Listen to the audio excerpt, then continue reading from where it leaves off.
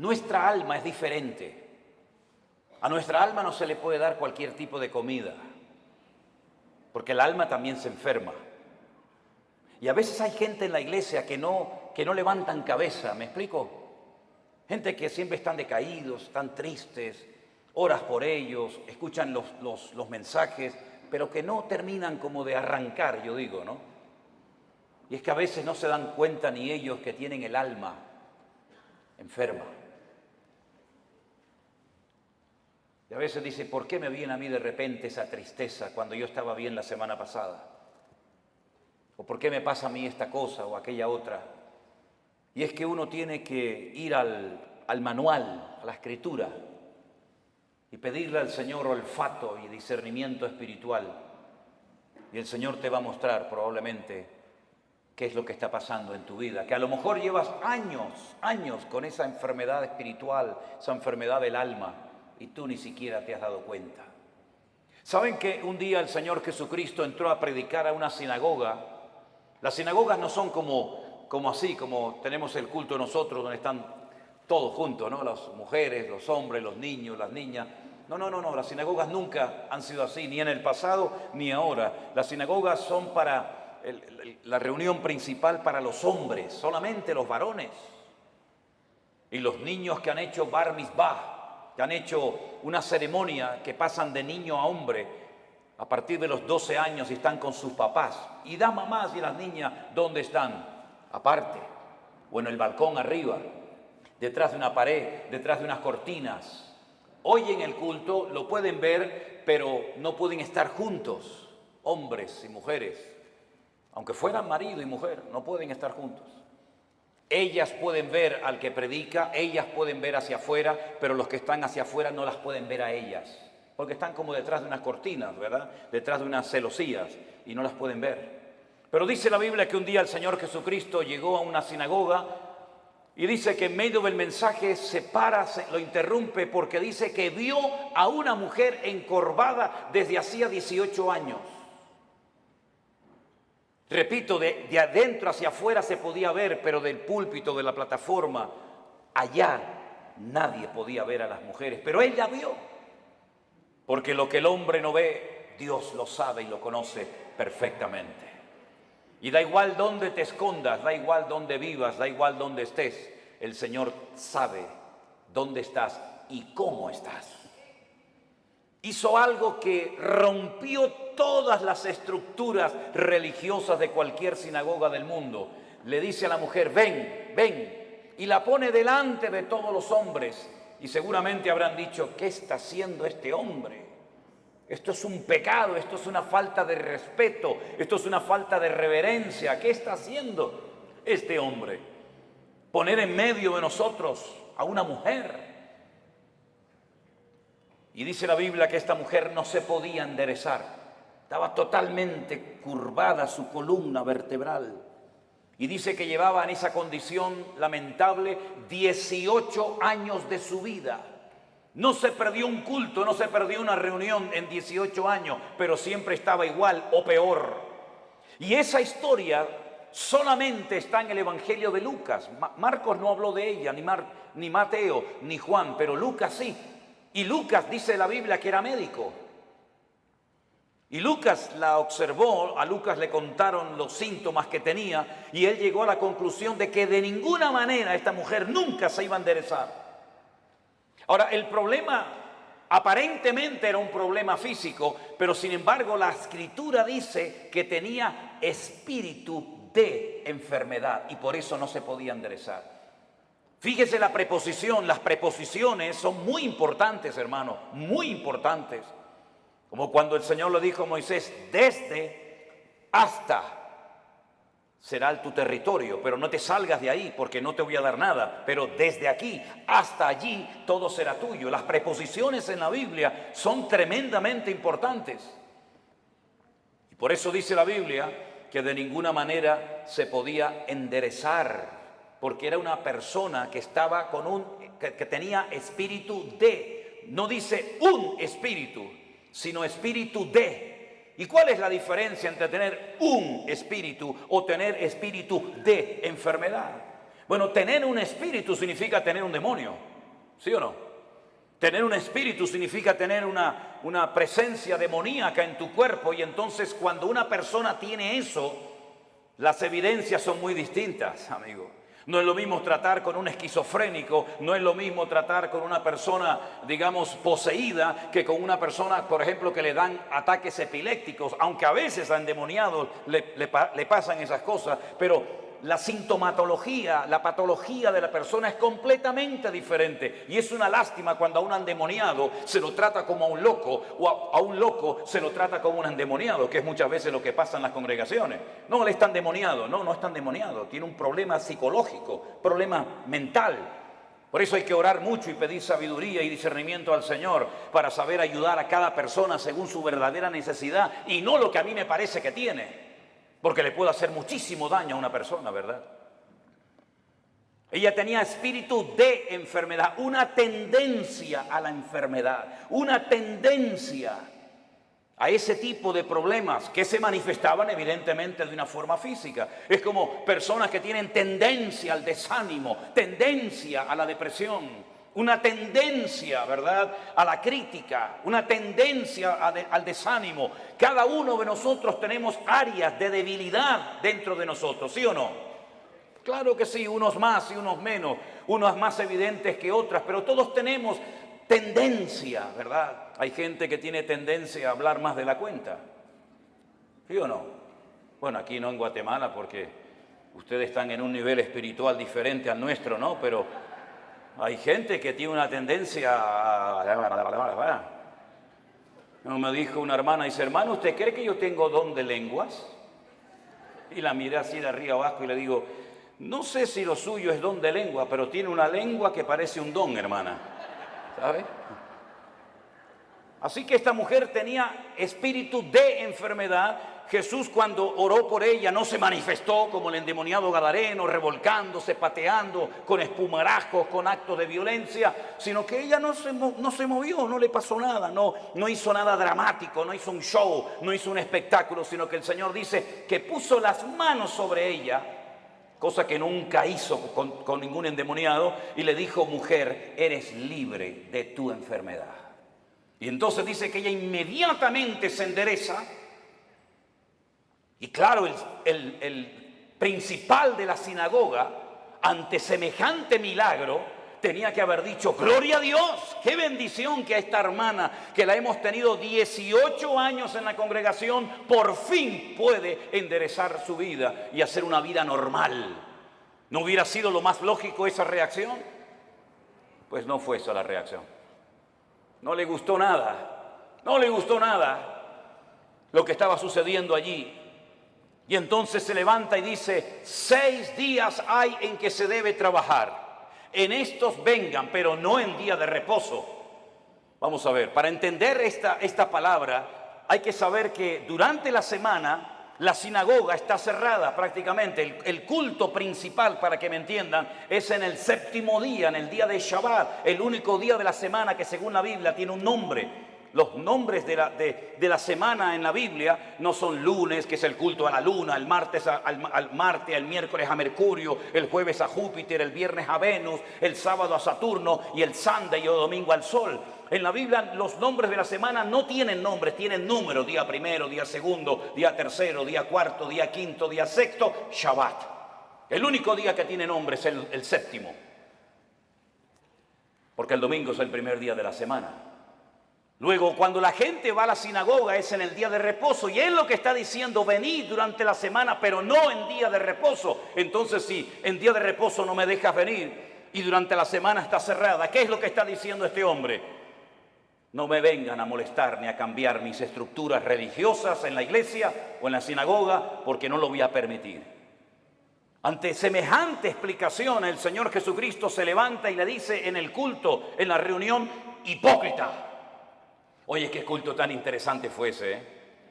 Una mujer que sale detrás de una cortina, que se endereza, el otro que no sé qué, el otro que... Fue un culto muy interesante ese día, ¿eh? Cómo me hubiera gustado estar a mí allí, ¿no? Cuando el Señor se le queda mirando a este y le dice hipócrita, yo le hubiera dicho: dale, Señor, dale más. Hipócrita, ¿no se levantan ustedes en día de reposo que según ustedes no se puede hacer esto, ni esto, ni esto, ni aquello, ni aquí, ni para allá, y desatan su buey del pesebre y lo llevan a beber y luego lo traen otra vez. Y a esta hija de Abraham que Satanás la tenía atada, la tenía ahí oprimida, no se le debía de desatar en el día de reposo. No dijo liberar, dijo desatar, que es diferente. ¿Cómo es posible que hayas tenido en tu congregación 18 años a una mujer en esta condición y no has movido ni un dedo? Y vengo yo y hace un milagro el Señor a través de su vida y su ministerio, y te enfadas y te enojas por lo que ha sucedido. ¿Saben que hay personas que no quieren que Dios les sorprenda? Hay gente que no quiere cambiar, hay gente que está cómoda, hay gente que está muy cómoda, muy apoltronada con su rutina religiosa, pero el Señor ha venido para romper estructura. El Señor ha venido a su casa a hacer lo que quiere, porque al fin y al cabo la iglesia no es suya ni mía. La iglesia es la casa de Dios y Él es la cabeza, yo soy el cuerpo. ¿Te vas a dejar sorprender por el Señor o ya lo sabes todo? Esto no se puede hacer, esto sí se puede hacer, ahora de pie, ahora sentado. Pero ¿quién eres tú, el dueño de la iglesia? ¿Qué te has creído que eres tú en la iglesia? El que abres y cierras la bendición de Dios. El dueño de la iglesia no es el pastor, no es los ancianos, no son los diáconos, no es la mesa directiva. El dueño de la iglesia es Cristo, y si no es Cristo tienes un grave problema, porque te has convertido en propietario de algo que no te corresponde. En vez de un administrador, en un siervo, que para lo que está es para servir y no para servirse de, como muchos hoy en día, que en vez de servir a la gente lo que hacen es que se sirven de la gente y todo gira en torno a ellos y se enfadan cuando no le dice a la gente: sí, pastor, sí, mi hermano, sí, el ungido, como si los demás no fueran ungidos igual que el pastor. ¿O usted no es ungido? ¿Usted no tiene el mismo espíritu que tengo yo en esta tarde? ¿Usted no lee la misma Biblia que yo? ¿Usted no va al mismo cielo que yo? Entonces, ¿por qué hacemos esas diferencias? No toque al ungido, no moleste al ungido. El ungido. ¿El ungido? ¿Y usted qué es? Si usted no tiene la unción que yo tengo, entonces usted tiene un grave problema.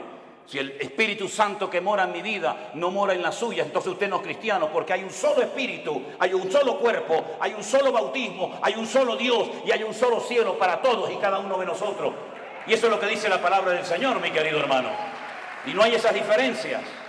Una cosa es el respeto y otra cosa es el servilismo. Hay gente que en vez de ser siervos son como esclavos del hombre, esclavos de la doctrina, esclavos de la denominación, esclavos del ministerio. No, usted no tiene que ser esclavo de nadie, usted tiene que ser siervo de Jesucristo.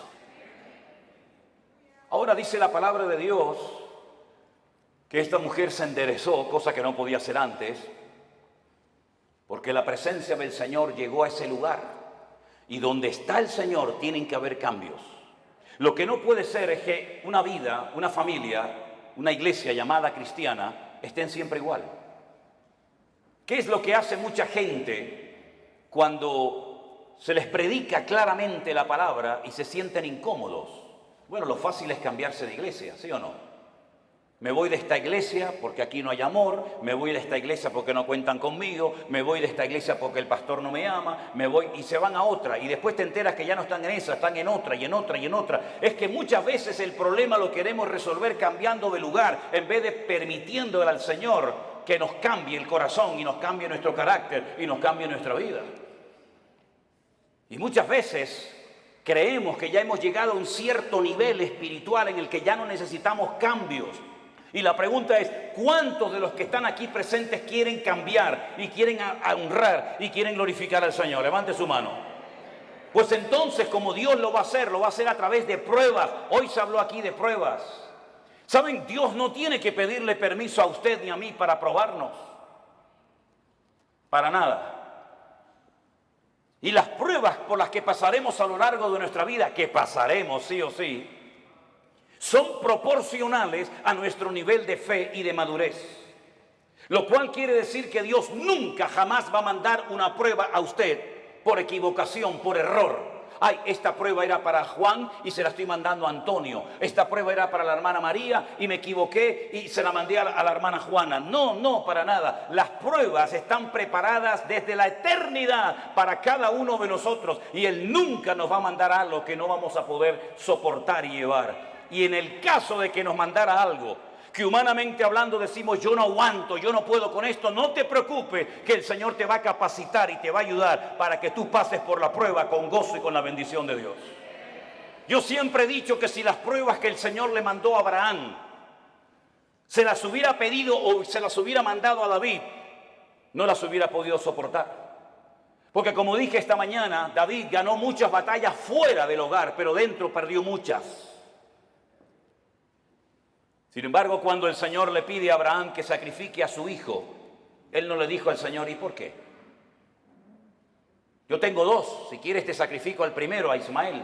No, quiero que sacrifiques a tu único hijo, al que amas. Y le dice a Isaac. Abraham en aquel momento vivía en el sur de Israel, en una ciudad llamada Beersheba. La palabra Beer en hebreo es pozo, Sheba es 7. Beersheba, la ciudad de los 7 pozos. Él vivía en el sur de Israel. Beersheba en la actualidad es la capital del Negev, del desierto del Negev, del sur de Israel. Y el Señor le habla y le dice, ve al monte Moriah a sacrificarme a tu hijo. El monte Moriah está en Jerusalén. Es el monte donde tiempo más tarde se construiría el templo de Salomón. Él viajó, dice la Biblia, 3 días desde el sur de Israel hasta el monte Moriah. Y cuando llegan cerca del monte Moriah y lo ve de lejos, llevaba a algunos criados y él les dice a sus siervos, esperen aquí que nosotros iremos allí, adoraremos y volveremos. Fíjese qué interesante la palabra de Abraham. Iremos, adoraremos y volveremos. ¿Cómo que volveremos si Dios te ha dicho que van 2 y vuelve 1? Subiréis 2 al monte Moriah, pero a uno lo tienes que sacrificar y matarlo allí. Y el que volverá serás tú solo. Pero no dijo eso Abraham. Dice, iremos y volveremos. No fue hasta el ministerio del apóstol Pablo, cientos, miles de años después de este acontecimiento, de la aquedá, como se llama en hebreo, de la atadura, que inspirado por el Espíritu Santo, el autor de la carta a los hebreos y también Pablo, dijo que tenía este hombre tanta fe y tanta confianza en el Señor, que si sacrificaba a su hijo, el Señor se lo podía levantar de entre los muertos. Nunca jamás en la historia Dios había resucitado a un muerto. Nunca había habido un precedente de un muerto que resucitara. Pero Abraham sabía, porque conocía a Dios. Y eso es muy importante, que tú conozcas la esencia de Dios para que sepas si esto viene de Dios o esto viene del diablo o sabe Dios de dónde viene esta prueba. Él sabía que si mataba a su hijo, Dios se lo podía levantar de entre los muertos. Cosa que metafórica o simbólicamente sucedió. Ahora, muchos se han imaginado toda la vida que Isaac era como un niñito pequeño, que si no quiere ir lo empujo y lo llevo a la fuerza. No se equivoque, no es así. Yo he visto en algunas iglesias y he visto en las escuelas dominicales que presentan a un niño de 7, 8, 9, 10 años, que el papá lo sube encima de un altar, lo amarra, saca el cuchillo y lo va a matar. Es que no es así lo que cuenta la Biblia. Si usted saca cuentas, y podríamos ir por los textos para demostrarle lo que le digo, Isaac tenía en ese momento 40 años. 40 años tenía el hijo de Abraham. Y por eso dice que iban ambos juntos, porque Isaac no era tonto. Isaac sabía perfectamente que un sacrificio necesita de una víctima, de un animal, cordero, cabra, oveja, buey o lo que sea. Y por eso él le dice al padre, padre, veo que llevas el fuego. Porque no era la primera vez que subía a un monte a sacrificar algo, a hacer un holocausto. Veo que llevas la leña, veo que llevas todo, pero falta lo principal, falta la víctima, falta el animal. Y el padre le dice, el Señor proveerá, hijo. El Señor proveerá. ¿Tú sabes que el Señor proveerá lo que necesitas? ¿Lo sabes? Abraham sabía que Dios iba a proveer lo que fuera, pero lo iba a proveer. Los dos caminaron lentamente hacia el monte Moriah. Isaac se somete a la voluntad del padre porque entiende que la víctima en ese caso, en ese día, va a ser él. Se deja amarrar, se pone encima del holocausto, porque la palabra que aparece en el texto original en hebreo no es que lo matara, sino que lo matara y lo quemara. Lo matara y lo quemara. Imagínate la prueba tremenda. E Isaac se somete. y está dispuesto a ser una víctima inocente porque el Dios de su padre le ha dicho que así se tienen que hacer las cosas. Ahora, Abraham venía de una tierra donde sacrificar a hijos, sacrificar a niños, sacrificar a vírgenes, sacrificar a personas era lo más normal del mundo. Pero él sabía que el Dios de su padre no era un Dios que pedía víctimas inocentes de seres humanos, pero aunque no entendía nada, se sujeta al plan y a la voluntad de Dios. Hermanos, nosotros no hemos sido llamados para entender todo lo que Dios nos va a pedir y todo lo que Dios va a hacer en nuestra vida. Gracias a Dios no tenemos esa obligación de entender las cosas, pero sí tenemos la obligación y el deber de obedecer a Dios, aunque no entienda la voluntad y la voz de Dios para mi vida. Isaac no dijo, ¿y por qué yo? ¿Y por qué no Ismael? ¿Y por qué esto? ¿Y por qué aquello? Sino se sujetó. Silencio absoluto. ¿Oyen ustedes a Isaac hablando con su padre?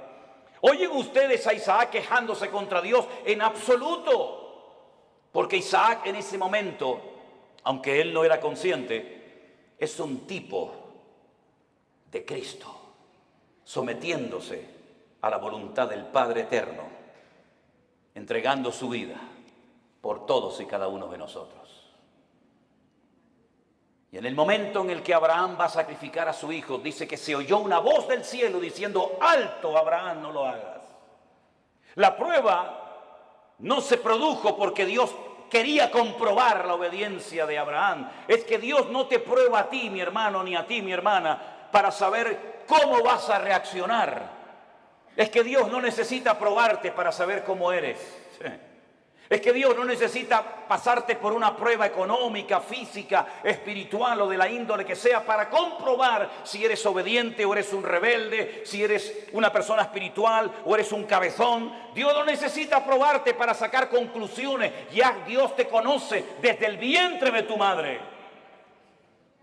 Las pruebas son para que tú descubras cómo eres tú realmente delante de Dios. Es un test, es un examen, es una prueba que Dios te pasa a ti para que sepas si verdaderamente amas a Dios o no lo amas. Para que te des cuenta si eres tan obediente como dices o aparentas ser. Las pruebas no son para demostrarle a Dios nada, son para demostrarte a ti mismo el tipo de creyente que tú eres. No el que te gustaría ser, sino el que realmente eres en ese momento. Y en esa prueba sale tu verdadero yo. Sale lo mejor de ti o puede salir lo peor de ti. Es en la prueba donde se ve realmente si se puede contar contigo. Todo eres bla, bla, bla, bla, bla, planes, proyectos, ideas, pero a la hora de verdad no vales para nada. Es en la prueba donde se demuestra si tú verdaderamente tienes paciencia y tienes temor de Dios y respetas al Señor y estás dispuesto a sacrificarte. Las pruebas, repito, no son para demostrarle a Dios nada. Las pruebas son para que tú te des cuenta el tipo de madurez, tus debilidades, tus carencias o tus puntos fuertes. Y es interesante notar que no fue necesario que Abraham sacrificara a Isaac, porque quedó bien claro para todo el mundo allí presente y para las futuras generaciones que Abraham era un hombre que amaba a Dios. Fíjense qué interesante que Abraham nunca leyó la Biblia. Abraham nunca leyó los Proverbios. Abraham nunca supo nada del Apocalipsis. Abraham nunca tuvo un pastor. Abraham nunca habló en lenguas. Abraham nunca, jamás asistió a ninguna congregación. Pero entonces, ¿cómo tenía tanto conocimiento de Dios sin pastor, sin iglesia, sin escuela bíblica, sin iglesia virtual, sin nada? ¿Cómo llegó a conocer tanto ese hombre a Dios? Porque Abraham se terminó dando a conocer como el amigo de Dios. ¿Y por qué fue amigo de Dios? Porque Jesús tiempo más tarde dijo, ¿queréis ser mis amigos? Pues haced todo lo que yo os mando. Esos son los amigos verdaderos de Dios. Aquellos hombres y mujeres que aunque no entienden lo que está pasando, ni cuánto va a durar la prueba, son capaces de someterse a la voluntad de Dios sin entenderlo todo, pero que conocen a Dios por la comunión y por la relación que tienen con Él. ¿Cuántos dicen amén? Lo mismo le pasó a José. José nunca fue a ninguna iglesia. José nunca tuvo un pastor que le instruyera, que le ayudara, que le aconsejara. José nunca leyó la Biblia, pero cuando llegó el momento de la prueba más grande de su vida, Él salió corriendo porque él dice, ¿cómo voy yo a pecar contra mi Dios haciendo semejante cosa? ¿Cómo él sabía si no estaban los 10 mandamientos escritos? No estaba ni una palabra, ni una coma, ni una tilde de la Biblia escrita. ¿Cómo él sabía que eso no le agradaba a su Dios? Porque el que conoce a Dios sabe lo que a Dios le agrada y lo que Dios abomina. ¿Por qué hay tanta gente en las iglesias hoy en día que están todo el santo día pidiendo confirmación? ¿Me puede el Señor confirmar si estoy llamado o no? ¿Me puede el Señor confirmar si tengo que ir allí o no? ¿Qué confirmación necesitas tú, mi hijo? Lea la Biblia, métase en la comunión con el Señor y no va a necesitar que nadie le ponga la mano encima para que le diga lo que usted tiene que hacer. Esa dependencia enfermiza de la oveja, del pastor, como si el pastor fuera su papá, como si el pastor le tiene que decir, vaya al baño ahora. No, ahora no vaya al baño, vaya para allá. No, eso no es así, hay que ya crecer, hay que madurar, hay que aprender a ser autodidactas, porque llegará el momento que no existirá iglesia virtual, que no nos dejarán predicar en YouTube, que no nos dejarán predicar en Facebook. Llegará un momento que nos arrancarán las Biblias, llegará un momento que nos perseguirán, y en ese momento todo lo que han aprendido, si es que han aprendido algo, es lo que te va a mantener firme contra los ataques que vendrán en el futuro, mi querido hermano. No dependa de mí, por el amor de Dios, no dependa de la iglesia. Dependa del Dios Todopoderoso, aleluya. Y si no lo aprende, dudo que aguantes la prueba, porque la prueba solamente la aguantan los que aman a Dios. Yo he descubierto eso, hermanos. Las pruebas no las sacan con buena nota, con buena calificación los que han aprendido a cantar muy bien. Las pruebas no las aprueban aquellos que saben, digamos, predicar muy lindo. No, las pruebas las aprueban con muy buena nota los que en el fondo aman a Dios con toda su alma y con todo su corazón. Porque cuando una persona ama, hace cualquier locura. Cuando una persona ama, está dispuesta a poner a un hijo sobre un altar y degollarlo como si fuera una bestia. Cuando una persona ama, es capaz de oír de los labios de Cristo, vas a morir crucificado como yo. Y Pedro dice, tú sabes que yo te amo, Señor. Cuando una persona ama, está dispuesta a estar solo en una cárcel, sabiendo que no estoy solo, sino que Él está conmigo y puedo terminar mi carrera y guardar la fe.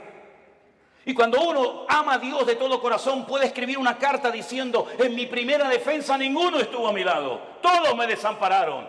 Pero no lo habla desde la amargura, no lo habla desde el rencor o el resentimiento, sino que dice, no se preocupen, hermano, Demas me abandonó, Alejandro me causó muchos males, el otro se fue por aquí, el otro se fue por allá, me sacaron de la celda, me llevaron al juicio, nadie estuvo a mi lado, pero el Señor estuvo a mi lado y me dio fuerzas, aleluya, y me guardó de la boca del león. En el peor momento de su vida, cuando todos, Timoteo, Tito, Priscila, Aquila, Silas, el otro tenían que estar con Pablo, ni uno apareció. Pero el Señor estuvo a mi lado y me libró de la boca del león y me seguirá librando. A Él la gloria y la honra y el imperio por los siglos de los siglos, dice Pablo. A ese nivel tenemos que llegar. A ese nivel de fe, a ese nivel de madurez, a ese nivel de esfuerzo y sacrificio es al que tenemos que llegar todos y cada uno de nosotros. Porque todos vamos a ser probados en mayor o en menor medida. Y dice la Biblia que los que son fieles y aman al Señor, Dios nos guardará de la hora de prueba que ha de venir sobre todas las naciones de la tierra. Hace años atrás la gente de Europa venía a América, cuando el continente europeo quedó totalmente arrasado por la Segunda Guerra Mundial. Alemania quedó destrozada completamente. Italia quedó destrozada. Toda Europa plagada de muertos. Edificios derrumbados, familias destruidas, 6 millones de judíos asesinados en los campos de exterminio nazi. No había esperanza, no había trabajo, no había comida, no había nada. La gente cogía barcos y se iban a Argentina, se iban a Cuba, se iban a Venezuela, como mis antepasados se fueron en barcos de vela a Cuba, Argentina, a Venezuela, porque eran países que ofrecían una esperanza a millones de personas que lo habían perdido todo, padre, madre, salud, casa, de todo. Pero ya eso pasó a la historia, mis queridos hermanos. Y más ahora que hemos conocido y hemos descubierto la perla de gran precio, que es nuestro Señor Jesucristo. Yo no necesito ir a los Estados Unidos para ser bendecido. Yo no necesito irme a países árabes o a Dubái, porque allá hay mucho trabajo. ¿Es que acaso el Dios de Guatemala o el Dios de Nicaragua o el Dios de Haití o el Dios de Cuba o el Dios de Japón es más pequeñito que el Dios de allá? ¿No ha dicho el Señor, yo estaré contigo todos los días hasta el fin del mundo? ¿No nos ha demostrado el Señor que Él es el dueño de la plata y del oro? Que no es mi esfuerzo personal, sino es la misericordia y la grandeza de Dios lo que a mí me permite hoy comer, vivir, respirar y tener victoria en mi vida. Permítame decirles que este muchacho que estuvo a punto de ser sacrificado, imitando o intentando imitar el ejemplo de su padre, cuando hubo miseria y los animales no tenían pasto para comer y faltaba el agua en los pozos, él sintió en su corazón hacer lo mismo que hizo su padre, que ir a Egipto. Oye, cada vez que había hambre y miseria en Canaán, siempre había de todo en Egipto. Nunca faltaba el agua, nunca faltaba el pasto, siempre en Egipto había de todo. Y el Señor le dice a Isaac, no vayas a Egipto. Pero Señor, mi padre fue a Egipto. Claro, claro que tu padre fue a Egipto. Y Egipto se le metió en su casa. ¿O no te acuerdas de tu hermanito Ismael, de quién nació? Y no te acuerdas de doña Agar, no te acuerdas que se fue de Egipto, pero Egipto se le metió en la casa. Tú no tienes que ir a Egipto para nada, tú te quedas aquí. Pero Señor, yo vivo en Beersheba, yo vivo en un desierto, no hay agua, no hay nada. Y el Señor le dice, siembra, siembra. ¿Pero dónde? Siembra ahí en la arena, siembra en la arena.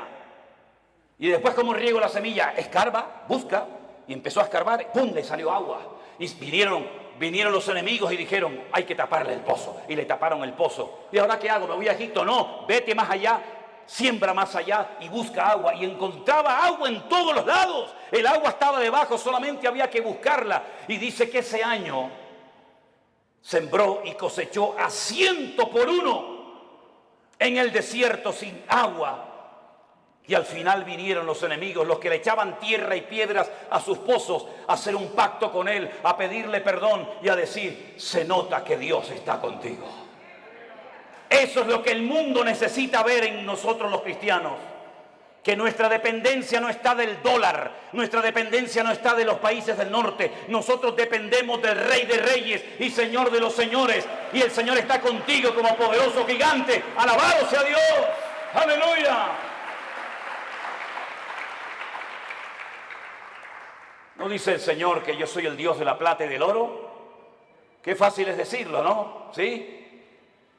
Nosotros hemos vivido por fe 40 años de nuestra vida y hemos enseñado a nuestras hijas a vivir por fe. Y hemos vivido desde el minuto 1 que nos casamos y desde el minuto 1 que salí de la escuela bíblica he vivido por fe. No he dependido de nada ni de nadie, sino solamente del Señor. Ha habido momentos de abundancia, ha habido momentos de escasez, pero el Señor nunca nos ha fallado, jamás, jamás. Hemos dormido en grandes hoteles, hemos dormido en carreteras, hemos dormido en selvas, hemos dormido en gasolineras, hemos dormido en la calle, hemos dormido en casas abandonadas, hemos dormido en montones de lugares, pero no da igual, porque lo importante no es lo que uno tiene, lo importante es lo que uno es en Cristo Jesús. Y ese nivel de fe es la que necesitamos hoy en día los cristianos del siglo XXI. Yo decía esta mañana y se lo recuerdo que a veces el mundo se ha metido de tal manera en nuestras vidas que parece que si no tenemos el último zapato, la última camisa, el último teléfono, la última computadora, como que nos entra la depresión. Y yo pregunto, ¿qué tenía Pablo? ¿Qué tenía Pedro? ¿Qué tenía Santiago? ¿Qué tenían nuestros hermanos en la Segunda Guerra Mundial? No tenían nada, pero cuanto menos tienes es cuanto más el Señor está contigo. Y esa es la vida que el Señor quiere que vivamos. Por eso yo siempre he predicado y lo digo. Hermanos, la Biblia que predicamos es la misma. El Espíritu Santo es la misma. El Salvador es el mismo. El poder de Dios es el mismo, pero la iglesia no es la misma. No, la iglesia no es la misma. He conocido cristianos en Estados Unidos, mejor dicho, pastores, que me dicen, ¿saben lo primero que me pregunta una persona cuando viene a nuestra iglesia pensando en la posibilidad de hacerse miembro de la iglesia? Digo, no, dice, ¿tienen buenos aparcamientos, buenos estacionamientos para los carros aquí? ¿sí? ¿Tienen aire acondicionado las clases de los niños? ¿Sí? ¿Las butacas de la iglesia son de madera o son así mulliditas? Y cuando pasan la lista y tienen todo lo que sus necesidades demandan, ¿se hacen o no miembros de esa iglesia? Yo te mandaría un tiempo a África, a Corea del Norte, a Irán, a Pakistán, y a lugares donde los hermanos a escondidas de noche tienen que ir con un pico y una pala a romper bloques de hielo así de gordo y bautizarse en lagos helados para que no los maten las personas que están a su alrededor. Te mandaría a lugares donde solamente hay una Biblia para toda la iglesia y los hermanos se la pasan de unos a otros durante varios días y la copian a mano. Y yo tengo Corintios, yo tengo Efesios, yo tengo Gálatas, yo tengo Romanos, yo tengo los Proverbios, porque hay una sola Biblia para toda la iglesia. Cuando estábamos en Kenia y nos enfermábamos y lo primero que pensamos era en ir al médico, los de allí nos decían, no, no hace falta. ¿Cómo que no? Dice, no, vamos a orar, vamos a orar. Porque sabían que tal vez no tenían dinero para medicinas, pero tenían a su alcance el poder de Dios. Nos hemos hecho tan burgueses espiritualmente hablando que si se retrasa la comida 10 minutos ya nos ponemos nerviosos. Nos ponemos tan nerviosos cuando faltan determinadas cosas y después algunos me dicen, no, yo quiero servir al Señor. Me vino uno una vez a la iglesia y me dice, yo quiero servir al Señor.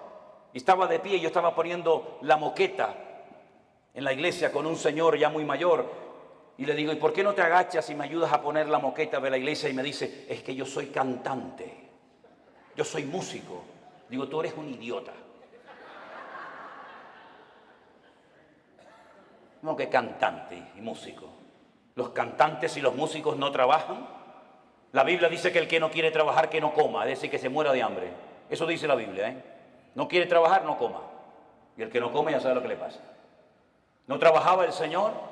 Dice, yo trabajo y hago la obra del que me envió. En otras palabras, mis queridos hermanos, la iglesia tiene que despertar y darnos cuenta de que si la iglesia sigue viviendo como ha vivido en estos últimos 30, 40, 50 años, por eso la iglesia entró en una decadencia, por eso el mundo se metió en la iglesia, por eso la gente ha salido herida, por eso la gente ha comido veneno y comida caducada en las congregaciones. ¿Por qué? Porque nos hemos agarrado a cosas y hemos convertido la iglesia en el campo, cuando la Biblia dice que el campo es el mundo, no la iglesia. Y por eso para algunos la iglesia virtual era una locura, porque necesitan el púlpito, necesitan la banca, necesitan tocar. Y el Señor nos ha enseñado que sin púlpito, sin banca, sin nada, el Señor ha alimentado y bendecido a su pueblo en todas las naciones de la tierra. Por eso yo les animo a todos y a cada uno de ustedes que no olviden todo lo que hemos aprendido desde marzo del 2020 hasta el día de hoy. Que no tengamos una amnesia, sino que recordemos todo lo que el Señor nos ha venido enseñando y mostrando día a día. Estos testimonios de gente cambiada, estos testimonios de gente sanada, testimonios de familias restauradas, todo esto lo ha hecho el Señor sin necesidad de que una persona sea la estrella y el protagonista. La obra la ha hecho el Señor nuestro Dios, al cual le damos a Él siempre toda la gloria y toda la honra. Aleluya. Así que, mi querido hermano, Dios sí que nos guardará de las pruebas, claro que sí, pero nuestro nivel de madurez tiene que ser elevado. Me sorprendió mucho cuando fuimos a la cárcel el otro día, los pastores, sí, pastores que están allí también cumpliendo condena, privados de libertad, pero saben que ese es el momento y el lugar donde tienen que estar atendiendo y ministrando a otras personas. Cada uno de nosotros tenemos un lugar en el cuerpo de Cristo. Yo sé cuál es el mío y cuál no es el mío. Pero yo quiero que usted cierre sus ojos en esta tarde y a partir de hoy se proponga seriamente decirle al Señor cuál es mi sitio y cuál no es mi sitio. ¿Qué tengo que hacer y qué no tengo que hacer? ¿Qué tengo y qué no tengo? Pedro le dijo a aquel paralítico, no tengo. No esperes de mí plata y oro porque no tengo, pero lo que tengo te lo voy a dar. La Biblia dice que antes de que una persona sea usada, primeramente tiene que ser probada. Nadie puede ser usado en el reino si no es probado primeramente. Y el Señor sabe cómo probarnos y cuánto tiempo probarnos. Dígale al Señor, enséñame a gozarme en las pruebas. Descubre mi corazón para que realmente me dé cuenta si verdaderamente yo te amo o no te amo tanto. Hemos visto que el Señor nos ha bendecido, nos ha prosperado, nos ha usado, pero todavía queda mucho camino por recorrer, hermanos, muchas almas, muchos países que visitar, muchos lugares donde ir. Y si somos fieles y obedientes al llamado de Dios, Dios seguirá guiando nuestros pasos y fortaleciendo nuestras vidas. Señor, te damos gracias en esta tarde por este día de victoria, de bendición que hemos pasado juntos, Señor. Gracias por los hermanos que se han bautizado. Gracias por los testimonios que hemos oído. Gracias por el tiempo que hemos podido pasar juntos en armonía. Pero sabemos que estos solamente son unos pocos días, que la vida realmente está allá afuera esperándonos. Yo te ruego, Señor, Dios del cielo y de la tierra, que traigas madurez a nuestros corazones y a nuestras vidas. Que estemos dispuestos a ser probados y a gozarnos en las pruebas. Bendito sea tu nombre, Señor. Busque a alguien en este momento y ore con él junto, por favor. Busque a alguien, sea esposo, sea su marido, sus hijos, un hermano que no conoce de nada, da igual. En estas reuniones, en estos encuentros que hacemos, se produce algo muy bonito. Y es ver hermanos de la misma ciudad que no se conocían, que aquí en estas reuniones se conocen. Hermanos que no se conocían de nada antes, ahora se hacen amigos y se dan abrazos. En estos lugares le hemos demostrado al mundo que somos capaces de juntarnos con hermanos pentecostales, con hermanos bautistas, con hermanos metodistas, con hermanos de cualquier denominación. Y somos capaces de juntarnos juntos y alabar a Dios y honrar a Dios sin levantar en alto una bandera, sin levantar en alto el nombre de un hombre o de una denominación. Dios está rompiendo barreras, hermanos queridos. Pastores de diferentes iglesias vienen a nuestros encuentros, vienen a nuestras reuniones y juntos alabamos al Señor. Y eso es algo milagroso que nunca se había dado, o por lo menos hace mucho tiempo.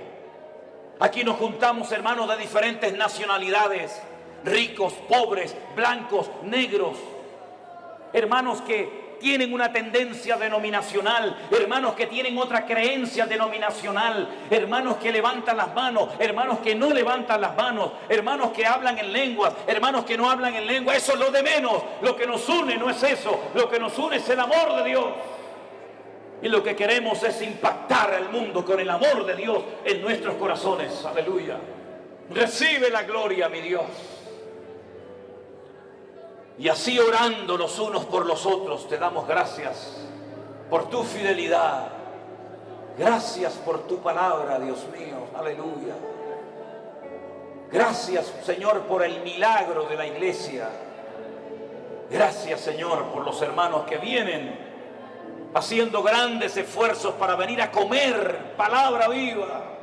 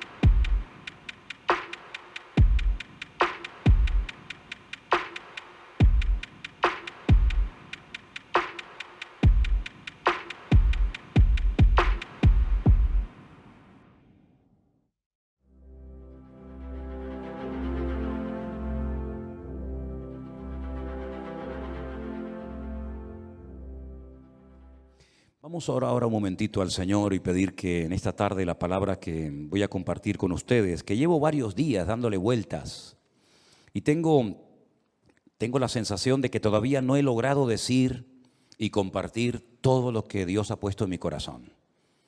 A veces dicen, un secreto profesional, que el día más triste o más bonito para un pastor no es el domingo, sino el lunes.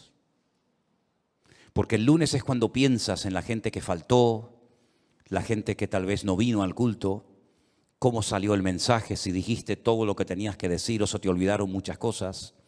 Gracias al Señor, para mí los días lunes son días de bendición y días de victoria, ¿verdad? Como cualquier otro.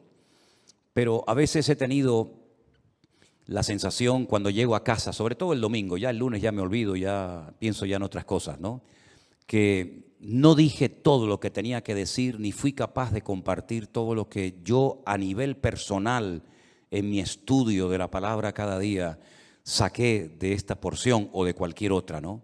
Pero vamos a orar juntos, si les parece, hermanos, para pedirle al Señor que en esta tarde este hermoso salmo del cual voy a estar hablando toque nuestros corazones y podamos aprender todo lo que tenemos que aprender en el día de hoy. ¿Les parece, hermanos? Vamos a orar. Señor, muchas gracias, Padre, porque cada vez que abrimos tu palabra, nuestro corazón se llena de gozo y de expectativa por lo que tú nos enseñarás, por lo que tú nos hablarás a través de ella. Te pido, Señor, que el estudio, la exposición de este hermoso salmo sea de bendición para todos los que vamos a oírlo y podamos aprender e interiorizar todo lo aprendido en el día de hoy. Ayúdanos, Señor, a estar atentos, tanto a la hora de compartir como a la hora de recibir, que tu nombre sea glorificado y que en esta tarde salgamos de aquí renovados y fortalecidos en la fe, en el nombre de Jesús. Amén y amén. Me gustaría primeramente ponerles en la pantalla, en las pantallas de la iglesia, un gráfico donde hemos hecho un pequeño resumen de los 150 salmos que tenemos hoy por hoy en nuestras Biblias. Realmente el libro de los salmos no es un libro, son 5 libros. Y esos 5 libros se llaman en su idioma original Teilín. Y yo ya he dicho muchas veces que todo lo que termina en in es masculino plural. Teilín significa alabanzas. Teilá es alabanza, Teilín es alabanzas. Este es el libro de alabanzas, el himnario, el libro de canciones del pueblo de Israel, que hasta el día de hoy se siguen cantando muchos de estos salmos. Por eso es muy hermoso leerlos a menudo y memorizarlos y enseñarlos a nuestros hijos, enseñarlos a los que nos rodean, porque traen mucha bendición a nuestra vida. Hay salmos para todos los gustos. Hay salmos 100% mesiánicos, es decir, salmos que apuntan a la vida del Señor Jesucristo. Por ejemplo, un salmo que describe los sufrimientos de Cristo en la cruz, el 22. Hay salmos que son oraciones, por ejemplo el 90, el Salmo 90, que por cierto mi suegra Esperanza se lo sabe de memoria, con la edad que tiene, es una oración que hizo Moisés. Y esa oración de Moisés la tenemos en la Biblia, ¿verdad? Señor, tú has sido nuestro refugio de generación en generación, antes que los montes nacieran y fueran formados la tierra, ¿verdad? Ese es el Salmo 90. Tenemos el más extenso, el capítulo más extenso de la Biblia, el 119, el que todos ustedes ya saben de memoria, ¿verdad? El más pequeñito, el 117, que es la letra de una antigua canción que cuando yo me convertí se cantaba mucho esa alabanza, pero ya como que se ha olvidado. Alabad al Señor, naciones todas, pueblos todos, alabadle, bendecid su nombre, ¿verdad? Tenemos el famoso Salmo 133, mirad cuán bueno y cuán delicioso es habitar los hermanos juntos en armonía. Tenemos salmos proféticos, salmos que son quejidos, lamentos, ¿verdad? Tenemos la oración de los ancianos, la petición, el salmo de los ancianos, el salmo de las personas que ya han pasado a otra etapa de la vida. Es un salmo precioso también. Pero todos esos salmos se fueron recopilando a lo largo de la historia en diferentes periodos. Y ahí les he puesto un gráfico en las pantallas de la iglesia para que ustedes vean el proceso que experimentaron los salmos hasta poder recopilar los 150 y tenerlos en nuestras Biblias. Por ejemplo, los primeros 41 salmos, del 1 al 41, se recopilaron. No significa que se escribieron, pero que se recopilaron en la época del rey David. Porque hay algunos de esos salmos que son antes de la época del rey David. Por ejemplo, el que le cité a continuación, el 90, que es de la época de Moisés. Pero esos 41 primeros salmos se recopilaron, se reunieron y posteriormente se añadieron al libro de los salmos en la época del rey David. Otros salmos, por ejemplo, del 42 al 72 y del 73 al 89, se recopilaron en los tiempos de esos dos grandes reyes de Judá, los reyes del sur. Estos dos reyes fueron extraordinarios, Ezequías y Josías. Ezequías fue aquel rey que decidió meter el agua por debajo de Jerusalén para que si fuera sitiada, si los enemigos atacaban Jerusalén, no les cortaran el suministro de agua y se murieran de sed, esperando fuera los enemigos que Israel se rindiera. Todavía ese túnel subterráneo, esos túneles, mejor dicho, porque son varios, que llevan el agua por debajo de Jerusalén, todavía hoy en día se pueden visitar.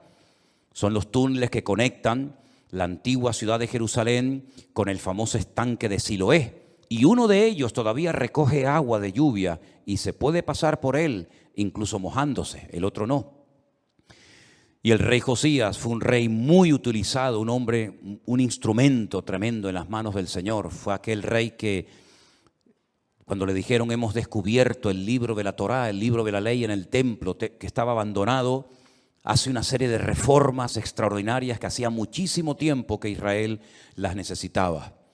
Luego tenemos, por ejemplo, del Salmo 90 al Salmo 106 y también del 107 al último, al 150, tenemos esos salmos que se recopilaron en el tiempo de Esdras, el sacerdote, y de Nehemías, aquel copero, ¿se acuerdan? Que vivían en el palacio del rey y que es el instrumento que Dios utiliza para la restauración física, la restauración de los muros y también del templo de Jerusalén. Y Esdras fue el instrumento para la restauración espiritual del pueblo. Porque una cosa es que tú seas restaurado en tu economía, en lo natural, sea economía, sea salud, sea familia, que está bien, Dios también está interesado en restaurar esas áreas de tu vida. Y otra cosa muy distinta es la restauración espiritual de una vida. Tú puedes ser restaurado, digamos, en tu economía, pero no significa de que haya sido restaurado en lo espiritual. Y si quieren ver un ejemplo claro de lo que estoy diciendo, vayan por ejemplo al famoso libro de Ezequiel, en el capítulo 37, cuando el Señor le dice a Ezequiel, ven que te voy a enseñar algo, y lo lleva al cementerio más antiguo del mundo, que está al este de Jerusalén, en el Monte de los Olivos, cementerio que tiene más de 3.000 años, que se puede visitar hoy en día, que se conoce, bueno, el nombre que le dan los judíos hoy en día es el Bet Hayim, que es la casa de los vivos, pero realmente era el valle de los huesos secos, porque es un valle lleno de huesos, un valle lleno de muertos. Y el Señor, estando él en Babilonia, le muestra ese valle, ese cementerio, y le dicen, ¿tú crees que estos huesos vivirán? ¿Tú crees que volverán a la vida estos huesos secos en gran manera, que en algunos casos hay años y años que están ahí enterrados? Y el profeta Ezequiel le dice al Señor, yo no sé, Señor, lo que va a pasar con estos huesos, con estos muertos. Y el Señor le dice, predícales, profetízales a los huesos. Y dice que mientras les predicaba, comenzaron a levantarse esos huesos y se formaron cuerpos humanos, seres humanos, con piel, con tendones, con miembros, con cuerpos. Pero dice que eran como muertos vivientes, les faltaba el espíritu. No se movían, estaban ahí quietos como zombies. Y el Señor les dice, les falta el espíritu, profetiza, habla para que el espíritu entre en ellos. Y al final del capítulo 37, el Señor le explica al profeta Ezequiel lo que significa esa visión y le dice, esta es la casa de Israel. Estos son los hijos de Israel, que van a experimentar un resurgir como pueblo, como nación, una restauración nacional, que en los tiempos de Ezequiel era impensable, pero que nosotros sabemos que se ha producido en el siglo XX, en mayo de 1948, los huesos secos, esparcidos por todas las naciones de la tierra, se levantaron en un solo día como pueblo, y ahí están, con su himno, con su bandera, con su tierra, con su capital. Pero la restauración espiritual aún no se ha producido. Todavía falta la restauración más importante del pueblo de Israel, y es la restauración espiritual que se va a producir cuando ellos reconozcan a Yeshua HaMashiach como el verdadero Mesías, Mesías que traspasaron, Mesías que rechazaron, pero que verán algún día que era el verdadero Mesías.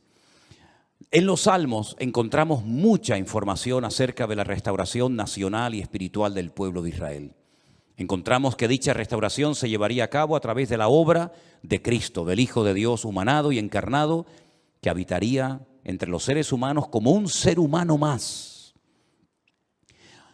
En los Salmos también encontramos al principio mucha información acerca del tipo de salmo que vamos a leer. Por ejemplo, hay salmos que en la parte de arriba pone Mictán. ¿Lo habéis visto alguna vez? Mictán. Y uno dice, ¿y eso qué significa? Mictán es una enseñanza profunda. Un salmo que ponga arriba como título Mictán es una enseñanza a tener en cuenta. Es una sabiduría expuesta por escrito para que el que la lea, el que la reciba, el que la cante, sepa que está cantando verdades muy profundas que nacen del corazón de Dios. Hay salmos que, por ejemplo, pone Salmo de Segilot, y significa que es un salmo que se tenía que tocar con instrumentos de cuerda, porque no todos los salmos se tocaban con instrumentos de cuerda, había otros que eran de percusión y otros de viento.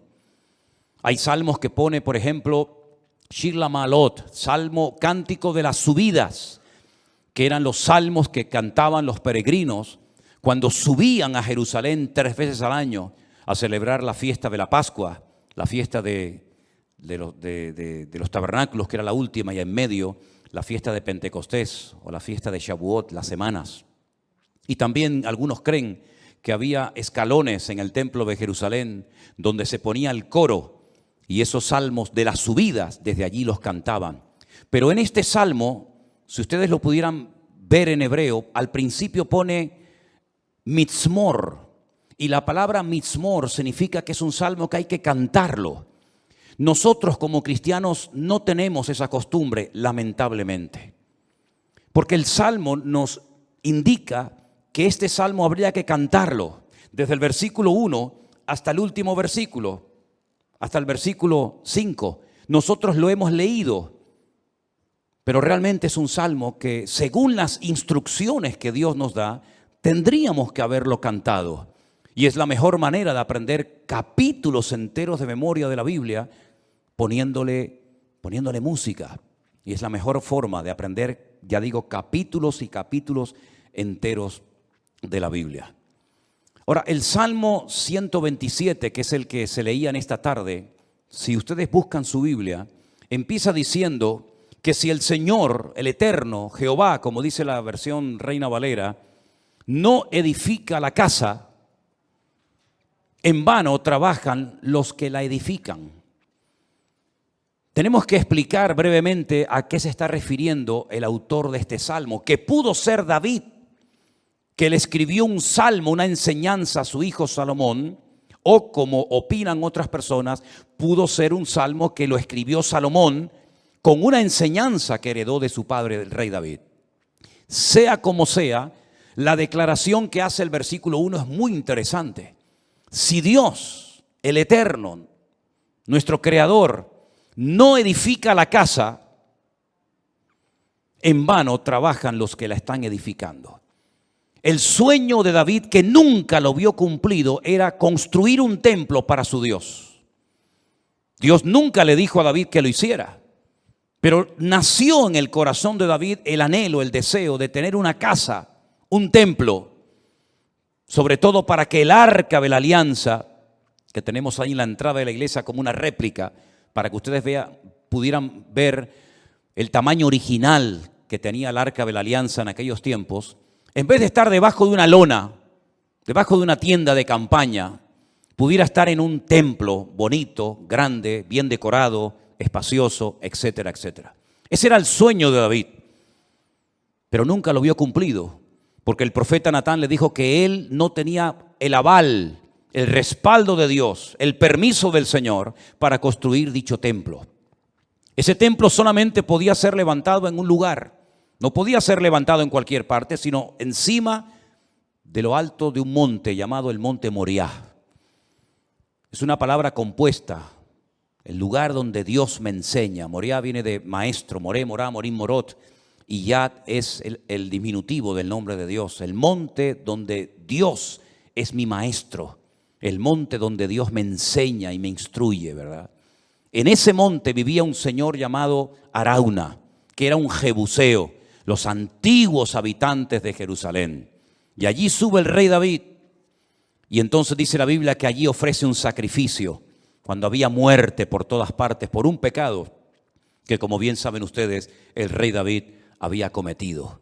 Allí él presenta un sacrificio en el mismo monte y en el mismo lugar donde tiempo atrás el famoso patriarca Abraham, el amigo de Dios, había subido con su hijo Isaac para sacrificarlo sobre un altar, pero el Señor lo detuvo y le dijo: no lo hagas. Todavía ese altar, esa roca enorme que es tan grande como esta plataforma o más, todavía está allí.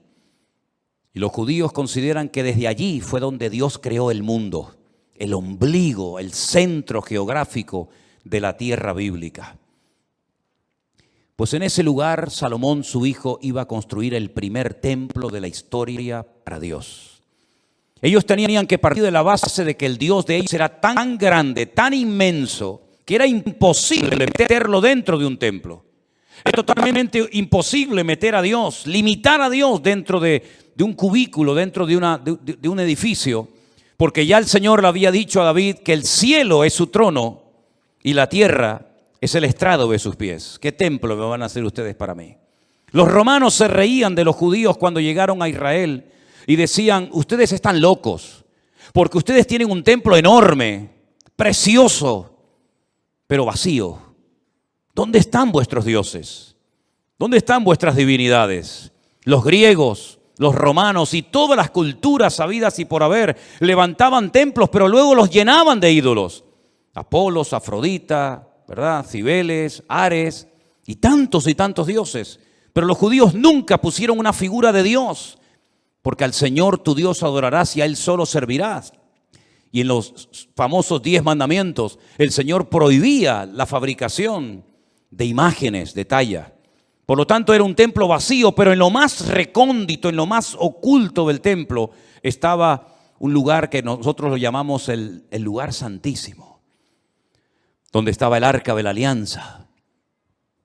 Y Salomón iba a poder construir ese templo con la ayuda de miles y miles de personas. Y podía estar tranquilo de que nadie le iba a atacar, porque su padre había estado durante años sometiendo a todas las naciones vecinas para que su hijo, en tiempos de paz y de prosperidad, pudiera construir el templo de Jerusalén. Lo tenía todo. El padre le dio los planos.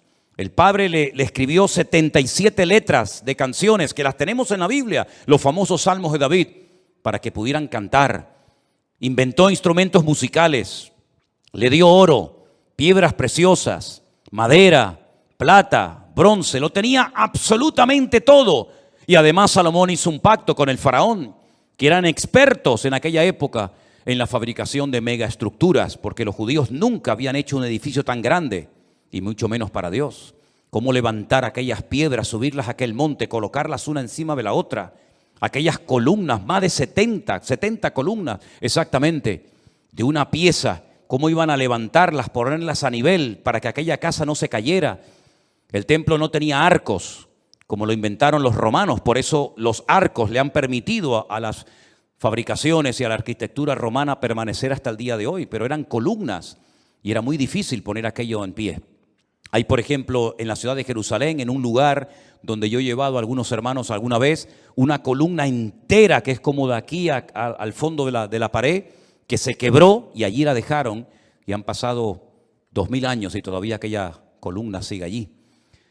Él hizo un pacto con el faraón, se casó con su hija, hizo un pacto de no agresión. De hecho, su hija se murió en Jerusalén y ahí en el torrente de Cedrón hay una pirámide pequeñita, recordando que allí está enterrada una mujer de origen egipcio, porque ella murió en Jerusalén. Y el faraón le ayudó a construir aquel hermoso templo.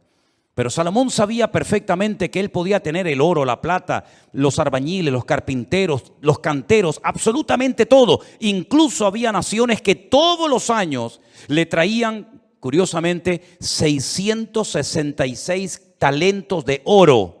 Multiplique 666 por 45, era una barbaridad de kilos de oro para ayudarle. Venían personas de todos los continentes de la tierra, unos le traían marfil, otros le traían diamantes, otros le traían de todo. Pero él sabía que aunque lo tenía humanamente hablando todo, sin el respaldo, sin la ayuda del Señor, aquel templo nunca se iba a poder levantar. Y aquí hay una primera lección que tenemos que interiorizar nosotros como cristianos en el día de hoy. Nosotros nos podemos esforzar mucho y de hecho el esfuerzo forma parte de la vida cristiana. Esfuérzate y sé valiente, le decía el Señor a Josué, ¿verdad? Josué capítulo 1. Esfuérzate y pelea, le decía el apóstol Pablo a Timoteo. Pero por mucho que nos esforcemos, por mucho que trabajemos, por mucho que madruguemos o por mucho que trasnochemos, sin el respaldo, sin el favor de Dios, todo lo que hagamos no sirve absolutamente para nada. ¿Cuántos dicen amén? Algunos creen que por trabajar más van a ganar más y se equivocan, porque la Biblia no enseña que para ganar más hay que trabajar más. Si usted quiere ganar más, no haga eso, porque lo está haciendo al revés. Si usted quiere ganar más, yo después le digo lo que tiene que hacer, pero no trabajes más para ganar más, porque vas a ganar menos y te vas a terminar agotando.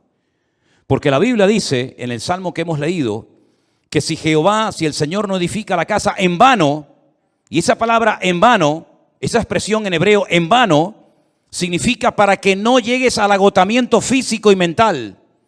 ¿Qué les parece? Para que no llegues a un momento que digas, ya no aguanto más, estoy reventado, estoy cansado.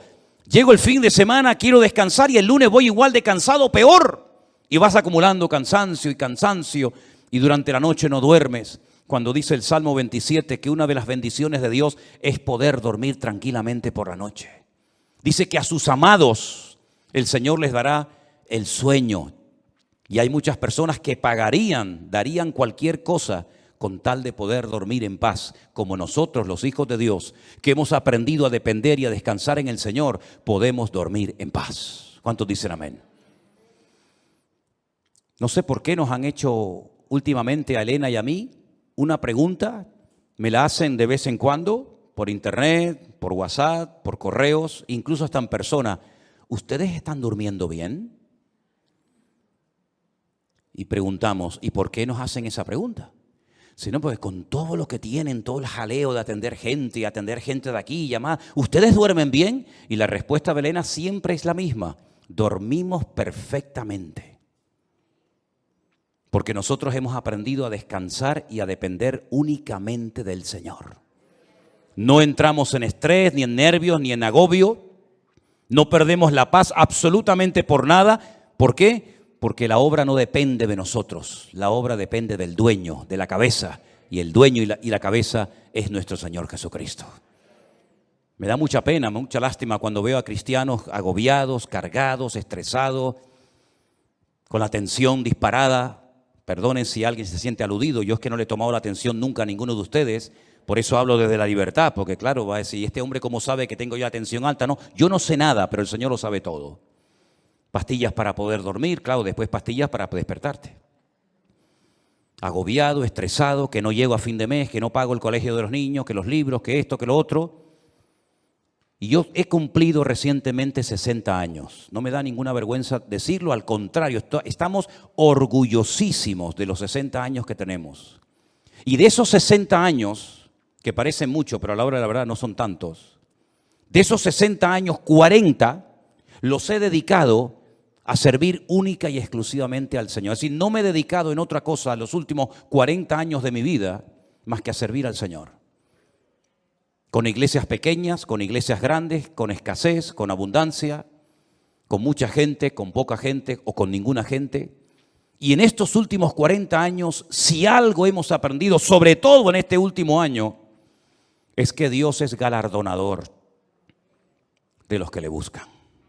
Y cuando más difícil estaba todo, y cuando humanamente hablando era imposible que esto siguiera adelante, el Señor sin manos nos dio una cachetada de amor, mostrándonos y enseñándonos que Él es el que edifica su casa y su obra, y no nosotros. A mí me llama mucho la atención que este verbo edificar es exactamente el mismo que emplea el Señor Jesucristo cuando hace referencia a lo que Él iba a hacer. Edificaré mi iglesia.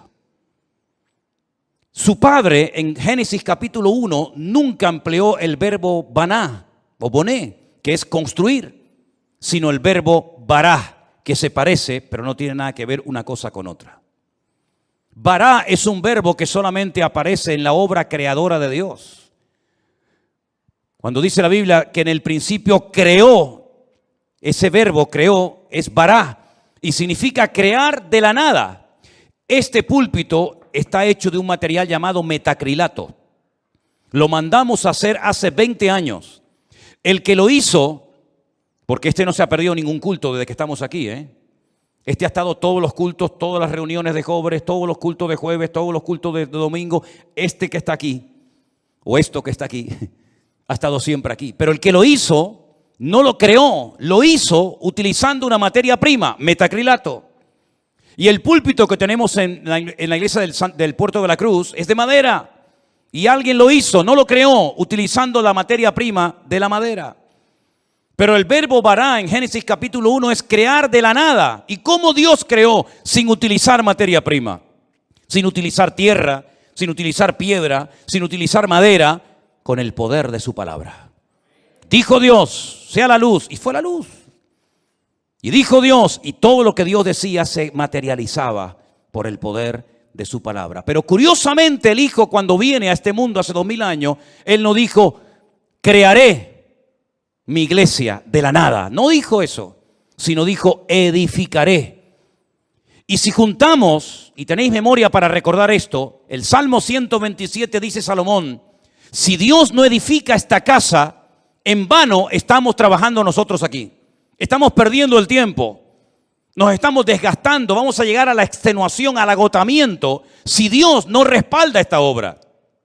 Porque Él sabía que esa obra no dependía de sus obreros, de su sabiduría, que era mucha y la tenía, de su dinero, que era mucho y lo tenía.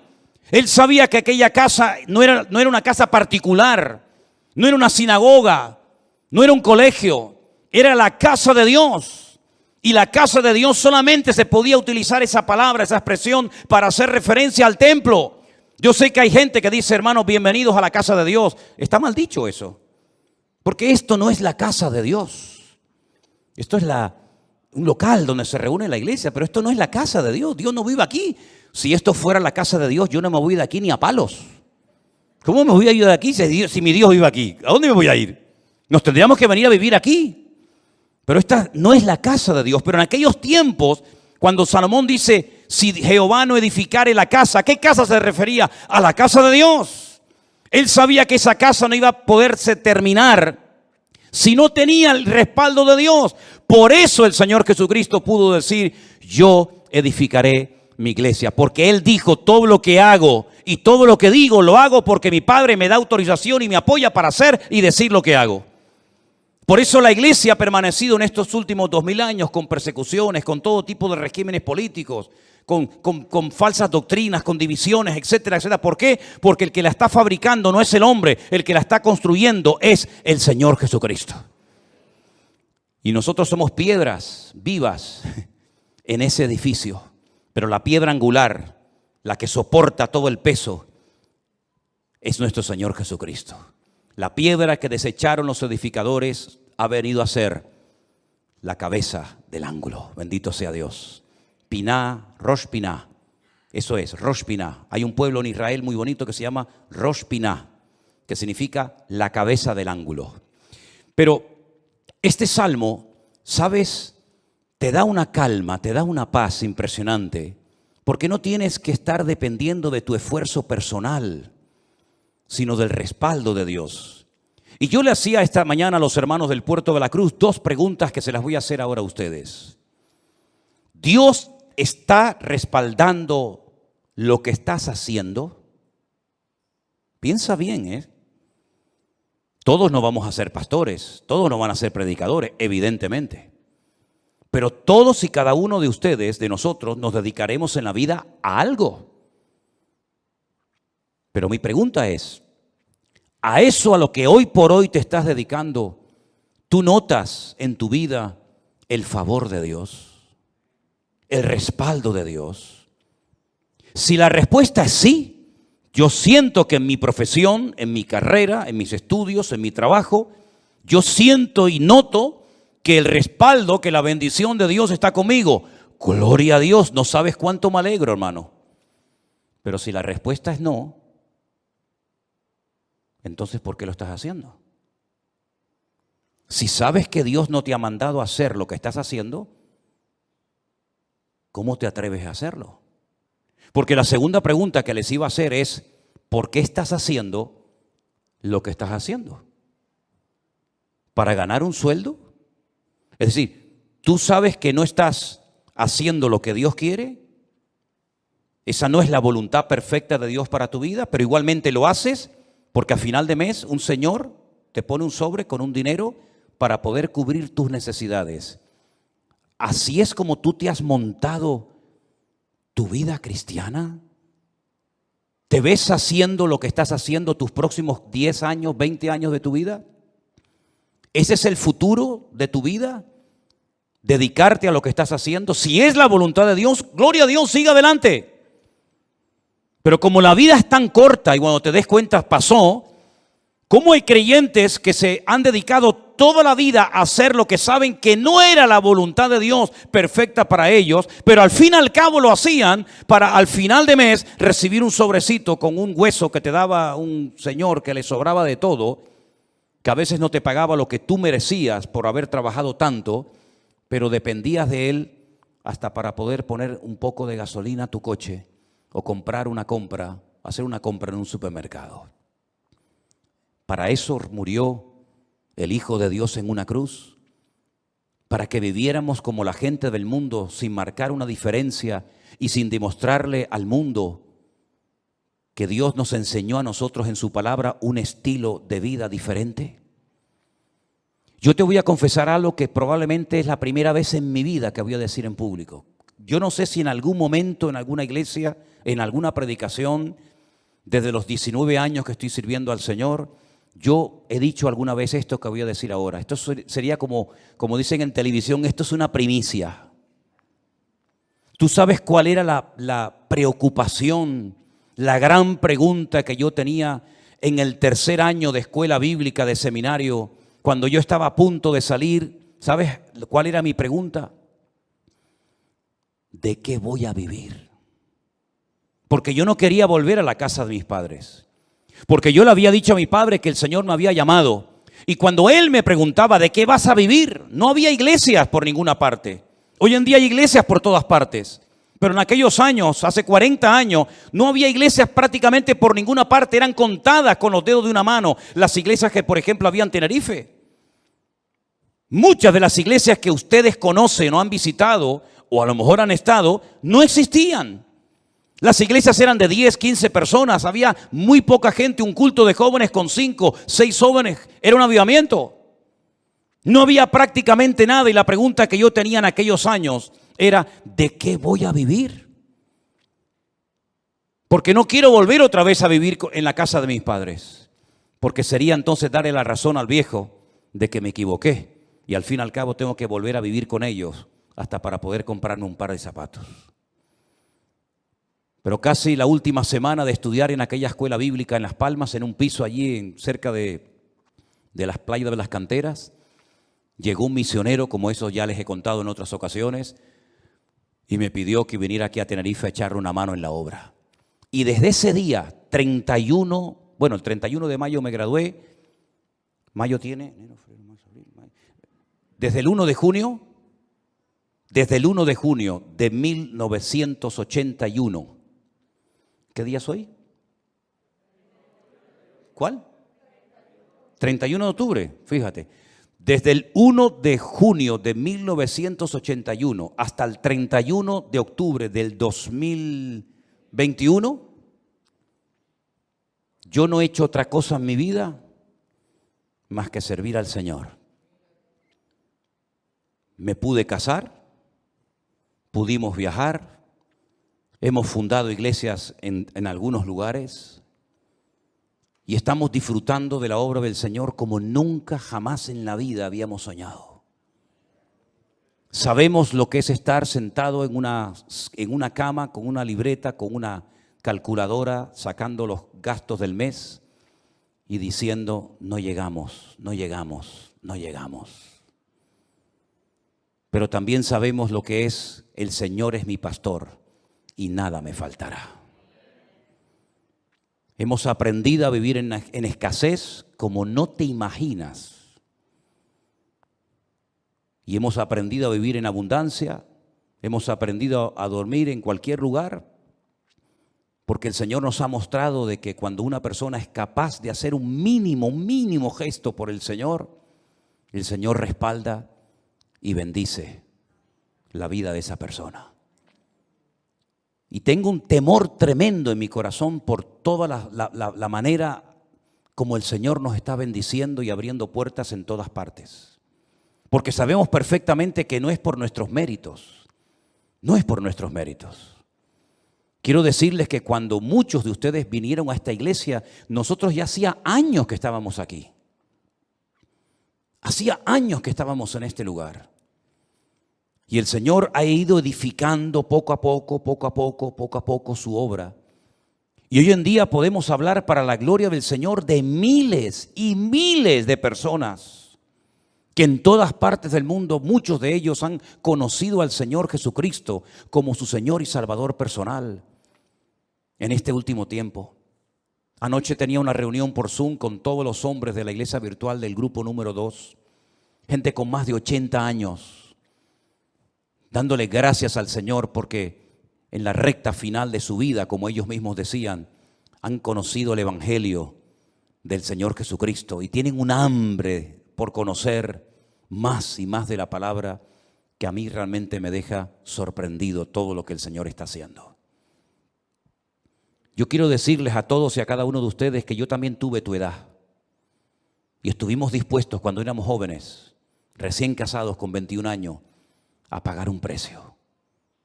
Y nos llamaron locos. Los pastores nos reunían de vez en cuando y nos decían, estáis locos.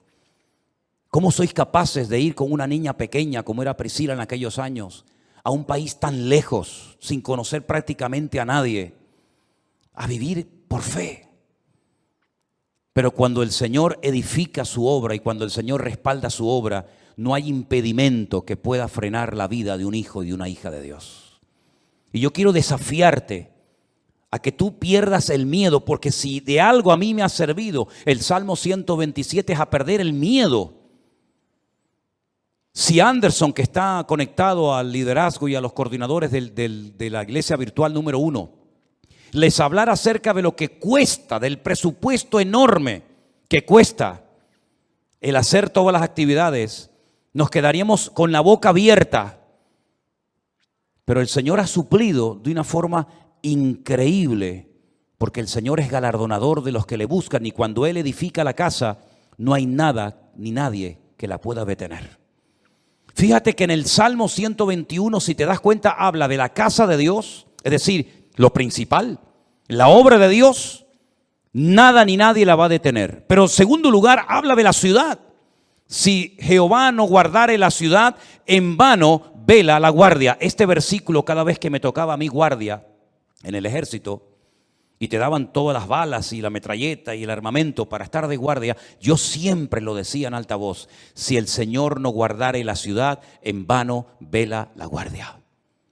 Porque todo lo que hagamos, todo tu esfuerzo personal, y que conste, quiero dejar bien claro, por favor, hermano, que el Salmo 127 no es un salmo que apoya al perezoso, al vago, al negligente. No, al contrario. El esfuerzo forma parte de una vida cristiana normal. Pero todo nuestro esfuerzo, nuestro sudor, nuestro trabajo no sirve de nada si el Señor no respalda lo que estamos haciendo para Él? Absolutamente de nada. Luego es un golpe al ego del hombre, porque la gloria no me la llevo yo. Yo he sido el que he edificado, como decía Salomón, Nabucodonosor, ¿se acuerdan? Yo fui el que levanté la gran Babilonia. Y al final tuvo 7 años viviendo en un monte como un animal, para que el Señor pudiera arrancar de su corazón la arrogancia y el orgullo. Porque una persona arrogante, acomplejada u orgullosa no es digna de estar sirviendo al Señor. Una persona con orgullo, una persona que se le sube a la cabeza lo que tiene, lo que es o lo que hace, es una persona que no está capacitada para estar al frente de una obra. Por eso a mí me da alegría ver al hombre más sabio de la tierra, a uno de los hombres más ricos del mundo, como era Salomón, que cuando la reina de Saba vino y lo visitó, le dijo: lo que me contaron no es ni el 1% de lo que ven mis ojos. Que él reconozca que el éxito de aquella obra no estaba en él, sino estaba en su Dios. Y nosotros tenemos que aprender hoy más que nunca que tenemos que aprender a depender de Dios. Y eso hay que enseñárselo a nuestros hijos y hay que enseñárselo a los jóvenes de la iglesia, para que nos demos cuenta de que en estos tiempos donde la economía está en crisis y donde el mundo irá, según la Biblia, de mal en peor, nosotros estemos preparados y sepamos adaptarnos a las circunstancias y no perder la paz ni el equilibrio, porque el Señor es nuestro Dios y estará con nosotros todos los días hasta el fin del mundo. Madrugar y trasnochar sin el respaldo de Dios no sirve absolutamente para nada. El Salmo 127 es un salmo donde el Señor nos muestra que cuando dependemos de Él podemos estar tranquilos. Y mire lo que dice: por demás es que os levantéis de madrugada y vayáis tarde a reposar, por demás. Y que comáis pan de dolores, pues que a su amado dará Dios el sueño. Y ahora yo te pregunto a ti, ¿y ustedes cómo duermen? ¿Dormiste bien anoche? ¿O estabas dando vueltas y vueltas y vueltas en tu cama sin poder conciliar el sueño? Una de las señales de que nuestra alma está alineada con Dios es que nuestro cuerpo y nuestra mente puede descansar tranquilamente durante la noche. Una mente atormentada sin la paz de Cristo, sin tener esa comunión con el Señor, es imposible que tu cerebro pueda descansar durante la noche y dormir tranquilo sabiendo en quién has confiado. Fíjate lo inútil que es rodearse de cosas o de personas para que te protejan y para que te ayuden cuando no está el Señor controlando tu vida, tu economía, tu matrimonio, tu ministerio, tu iglesia, etcétera, etcétera. Por mucha gente que te rodee, por muchos amigos que tengas, por mucha economía que tengas, no sirve absolutamente de nada. Y te voy a poner un ejemplo tremendamente gráfico para que veas lo inútil que es rodearse de personas creyendo y confiando en ellos en vez de confiar y descansar en las promesas del Señor. ¿Os acordáis de Saúl? ¿Sabéis quién era Saúl? Sí, ¿verdad? El primer rey de Israel. Estaba obsesionado con matar al rey David o con el joven David. El rey en aquella época dormía en el centro del campamento. Se hacían círculos concéntricos de soldados alrededor del rey, de tal manera que si saltabas uno de esos círculos de protección, automáticamente en el segundo caías. Es como en las cárceles. ¿Veis que hay como un muro alambrado que si logras saltarlo, te encuentras a continuación otro y te quedas entre muro y muro, ¿verdad? En muchos bancos en la península, aquí en Canarias no se ve, pero en muchos bancos en la península tocas un timbre, te abren una puerta, entras, se cierra detrás de ti y la otra no se abre hasta que se cierre la anterior, para que así te quedes entre una y otra. El rey Saúl dormía rodeado de centenares de soldados y de su guardia personal en el centro del campamento. David una noche bajó de las montañas y atravesó el primer círculo, el segundo, el tercero y hasta el mismo lugar donde estaba el rey Saúl dormido. Cogió la lanza del rey Saúl, subió a lo alto de una montaña y cuando estaba lejos comenzó a gritar: Abner, Abner, ¿qué haces? ¿Qué forma de proteger al rey es esa? Mira lo que tengo en la mano. He llegado hasta la misma presencia del rey Saúl, al que supuestamente tú tienes que estar cuidando. Te has quedado dormido. No has cumplido con tu deber. Y ahí hay un ejemplo gráfico de cómo un rey rodeado de cientos de soldados que se quedan dormidos. Ahora puedes entender lo que dice el Salmo 127. Si el Señor no vela y cuida y protege a la ciudad, en vano vela la guardia. Todos se van a quedar dormidos espiritualmente hablando en estos últimos tiempos. Los políticos se van a quedar dormidos y no van a saber discernir el mundo espiritual. Los bancos se van a quedar dormidos y van a ser esclavos del próximo sistema mundial de economía. Los religiosos se han quedado dormidos hace siglos y son incapaces de discernir los tiempos y las ocasiones. Y la iglesia no puede entrar en ese juego. Por eso dice el apóstol Pablo: es tiempo de despertarnos del sueño. Despiértate tú que duermes y te alumbrará Cristo. Hay un sueño, ¿verdad?, profundo que experimentó Adán. Pero fue un sueño que Dios produjo para que no le estorbara en la obra que el Señor estaba haciendo. Pero hay otro sueño de tipo espiritual que te adormece el alma, que atonta tu espíritu, que ciega tu entendimiento y que cauteriza tu conciencia y que te impide reconocer que a veces lo que estás haciendo no es la voluntad de Dios.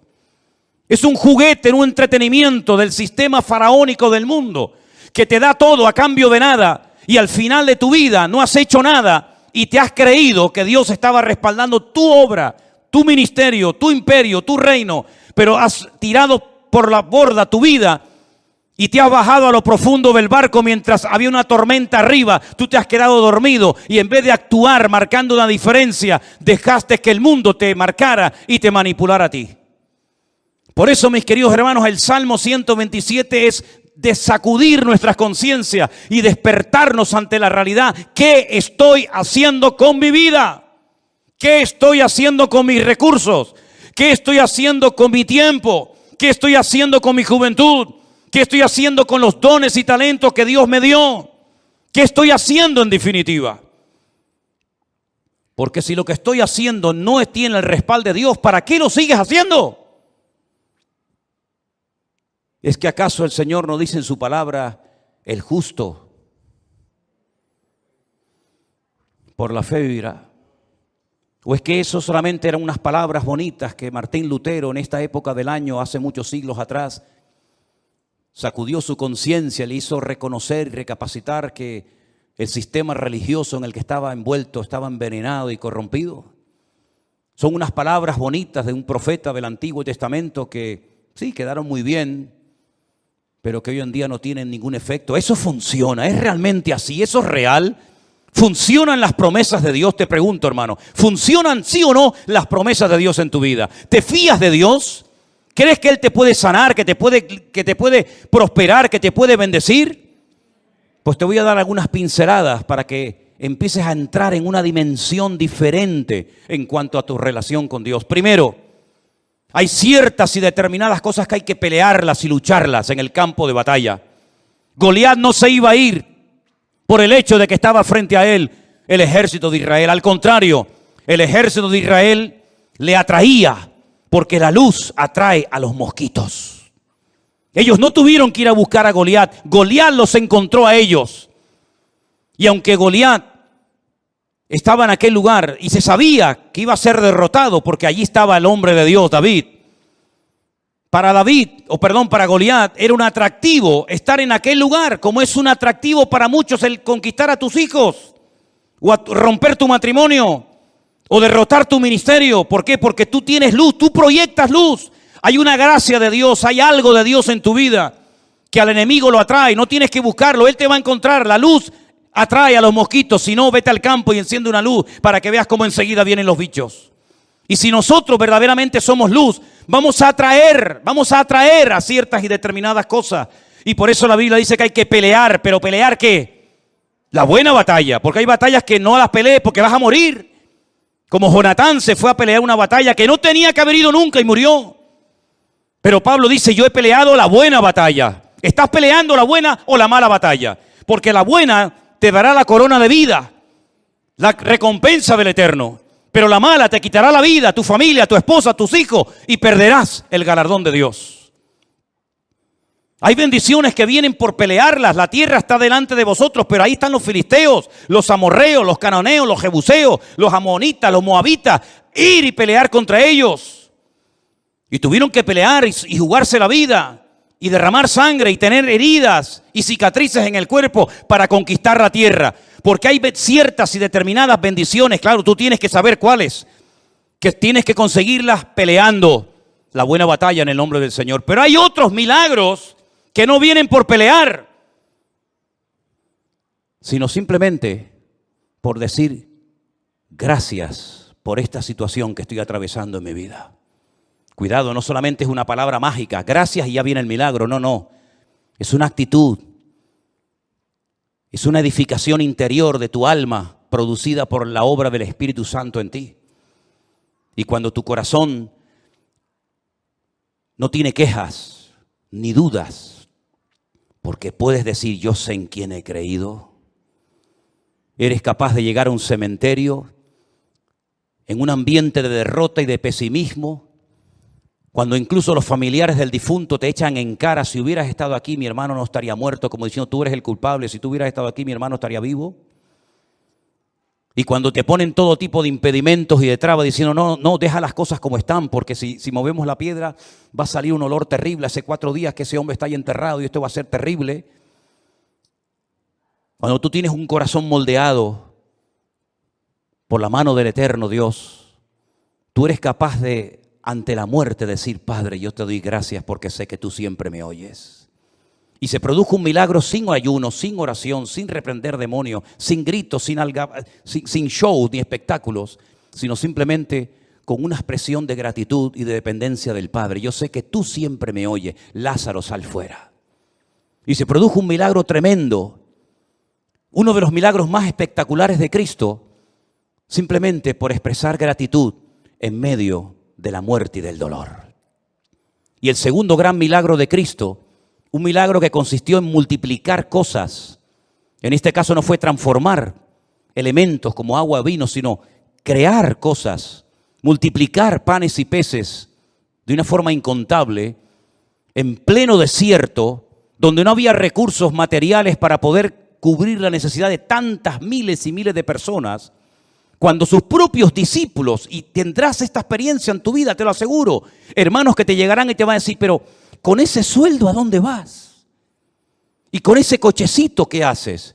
Y con esa motito, ¿qué haces? Y tus propios hermanos te tratarán de limitarte lo que tienes, como diciendo, pero lo que tienes no vale para nada. Cuando incluso uno se le acercó al Señor y le dijo, ni 300 denarios que tuviéramos, que no los tenemos, por cierto, pero si los tuviéramos, tampoco servirían para dar de comer a estas multitudes. El Señor toma lo poco y le enseña a los discípulos que en el peor momento de sus vidas, cuando acaban de recibir la orden, el desafío de darles vosotros de comer, aprendan a atender a la gente. Pero si no tenemos ni para nosotros. Sí, pero es que hay un principio. Cuando te descentralizas de ti mismo y te centras en Dios y en los demás, el aceite nunca faltará. Nunca faltará. Así que dadles vosotros de comer y yo os voy a enseñar cómo se les da a la gente hambrienta de comer. ¿Qué hay por ahí? Unos cuantos panes y peces, los cogió, los bendijo y dio gracias. Y dando gracias, comenzó a partirlo y le dijo, comenzar a repartir, comenzar a repartir, comenzar a repartir. Y hasta llegaron a sobrar cestas enormes llenas de pedazos de la comida que el Señor había multiplicado. Hay milagros que vienen por pelear. Hay bendiciones que vienen por pelear y jugarte la vida y hasta la extenuación si hace falta. Pero hay otros milagros que vienen cuando te relajas y dices, ya no puedo más. Pero te voy a dar gracias por mi hijo, por mi enfermedad, por mi escasez, te voy a comenzar a dar gracias y voy a comenzar a gozarme en lo que no entiendo. Y voy a transmitir ánimo, aliento y gratitud a mi familia y a mi gente que me rodea. Y vas a comenzar a ver milagros impresionantes en tu vida. Yo digo una cosa. ¿Qué tienes que perder? Imagínate que te funciona. Vas a estar toda la vida agradecido al Señor por haber aprendido a salir de la miseria, por haber aprendido a gozarte en la adversidad y por haber aprendido a ver la gloria de Dios en medio de las tormentas de la vida. ¿Cuántas tormentas hemos atravesado? ¿Cuántos desiertos hemos cruzado? ¿En cuántas cuevas nos habremos metido espiritualmente hablando? Pero de todas y de cada una de ellas nos ha sacado nuestro Dios. Y la situación en la que te encuentras ahora mismo, repito, la situación en la que te encuentras ahora mismo, y yo no me estoy dirigiendo a nadie, y lo quiero dejar bien claro, porque yo no necesito un micrófono para hablarte a ti, o a ti, o a ti hermanita, o a ti hermano. Yo no necesito, jamás necesito de un micrófono para sentarme y decirle a usted, ven para acá. Yo le estoy predicando a toda la iglesia, pero creo que en este momento el Señor me está utilizando para decirte esto.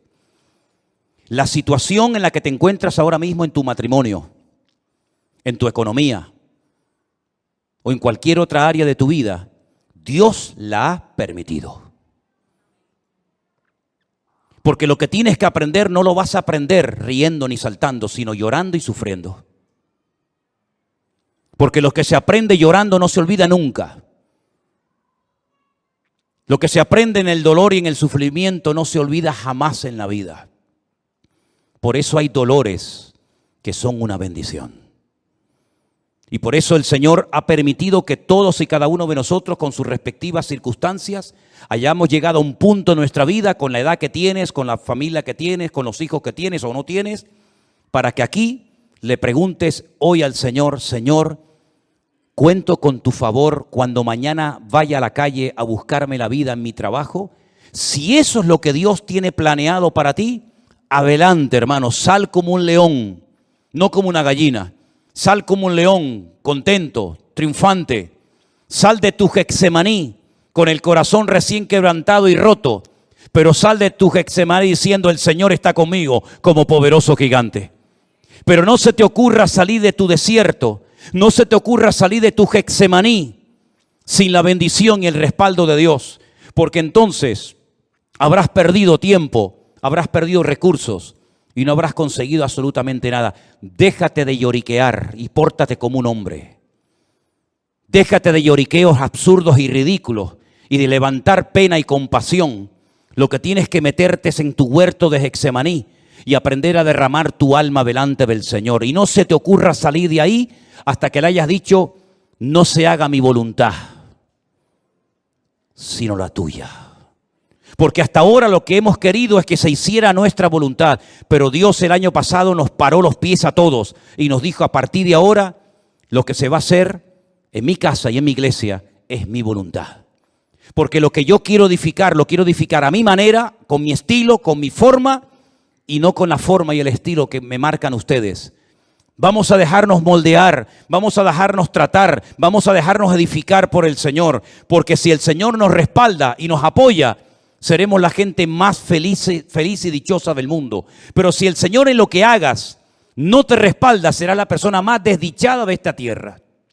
Pregúntate a ti mismo en esta tarde, ¿por qué estoy haciendo lo que hago?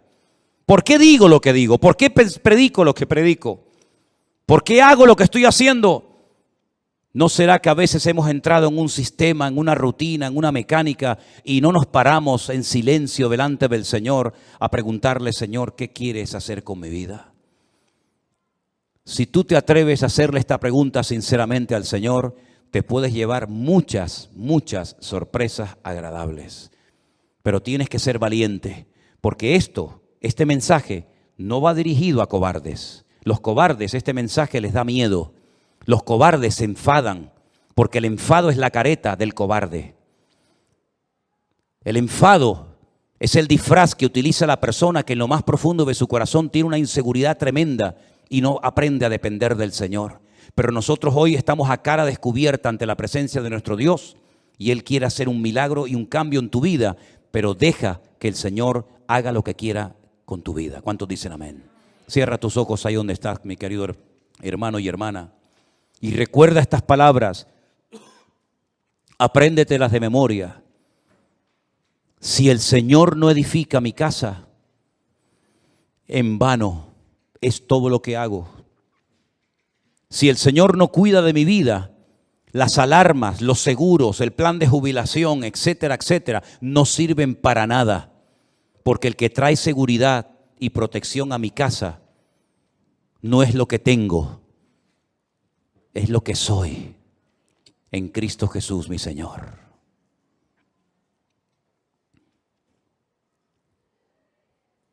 En esta tarde, Señor, hemos escuchado tu palabra atentamente y hemos reflexionado acerca de nuestra vida, de nuestra existencia.